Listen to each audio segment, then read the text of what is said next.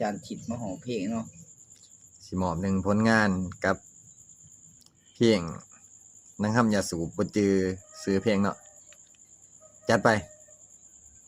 นางหำยาสูบบินซื้อมาแต่ละแม่ใหญ่แด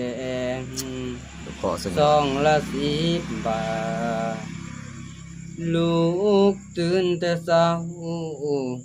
พาเอาสาวใส่รถไถออกไปนาแก่หญ้ามาให้งัวโอ้ยนักห้องสีเหลือมตาออกมาเนี่ยพ่อแต่ไรพ่อนาลูกสาวแม่ใหญ่แรงอีหลาคำแพงเพิ่นเป็นเล่ามหาลัยบอกเจ้าของให้เจียมแน่เด้อหัวใจอยากอายเขาไกลย่านเจ้ามินกุยมาคนจนลูกขอใส่เหล้าเทียมตีนแต่คืบเล็ดตีนลำตัวมอทอสกปรกหน้าตาบ่หล่อ